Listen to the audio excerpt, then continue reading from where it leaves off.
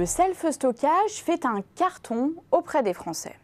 Mais cette option pour entreposer meubles, archives ou bouteilles de vin se révèle assez chère. La location de 10 mètres cubes, soit l'équivalent du mobilier d'un studio, coûte entre 100 et 200 euros par mois selon la zone géographique. Mais comme nous le verrons, des alternatives émergent pour faire baisser les prix. Pour l'heure, la cherté de ces garde-meubles nouvelle génération est loin de rebuter les Français. La preuve, 650 centres étaient dénombrés en France début 2017, soit une hausse de 15% depuis 2014.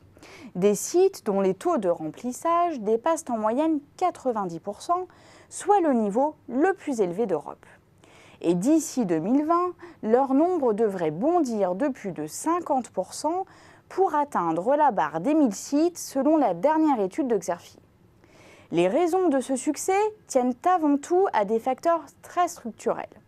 Démographie dynamique, réduction de la surface des appartements en ville, plus forte mobilité internationale des étudiants, essor du nombre d'expatriés, divorce, bref, l'évolution des modes de vie entraîne de plus en plus de transitions familiales et professionnelles, poussant les Français à se rechercher des solutions de stockage. Les entreprises et micro-entrepreneurs ont également besoin de place pour entreposer documents, équipements de travail et autres stocks saisonniers.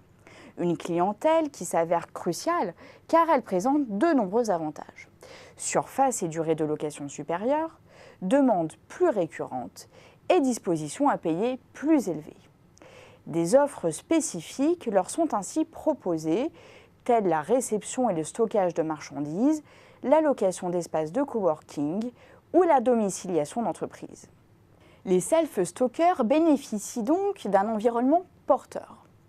Et ils investissent, nous l'avons dit, dans de nouvelles infrastructures. C'est le cas du trio de tête Homebox, Showguard et une pièce en plus, et de leurs challengers comme Annex ou Locabox. Le problème, c'est que cette stratégie de maillage du territoire accélère la concurrence et rend l'équation financière des self-stockers plus complexe à résoudre. Car leur structure de coût est essentiellement à coût fixe. Les charges d'exploitation constituées des loyers et des frais de personnel sont en effet indépendantes du niveau d'activité. De fait, pour rentabiliser leurs investissements, les self-stockers se doivent d'être extrêmement vigilants quant au taux de remplissage de leur centre et au chiffre d'affaires au mètre carré. Si le taux de remplissage est trop faible, le site sera nécessairement déficitaire. Mais un taux de remplissage satisfaisant n'est pas forcément gage de réussite s'il masque des prix trop bas ou des promotions trop importantes. Dans ce cas, une revalorisation des prix s'impose pour développer le chiffre d'affaires au mètre carré.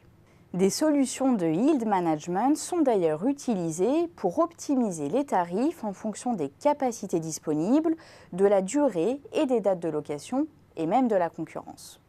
Voilà pourquoi c'est parfois si cher.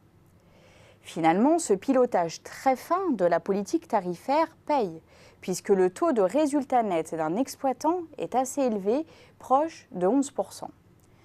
Cela étant, le ciel pourrait bien s'éclaircir pour les clients, car l'on voit maintenant se développer des offres low cost de self-stockage par le recours à des conteneurs maritimes. Il existe également des plateformes numériques de mise en relation où des particuliers mettent leur garage ou grenier à disposition d'autres particuliers contre rémunération. C'est ce que l'on appelle le co-stockage. On l'imagine. Les freins pour convaincre de potentiels clients sont nombreux, avec des problèmes de confiance entre tiers, notamment en matière de sécurité et de salubrité des espaces mis en location. Malgré tout, les spécialistes du self-stockage ne veulent pas se faire dépasser et certains comptent bien se lancer sur ce créneau.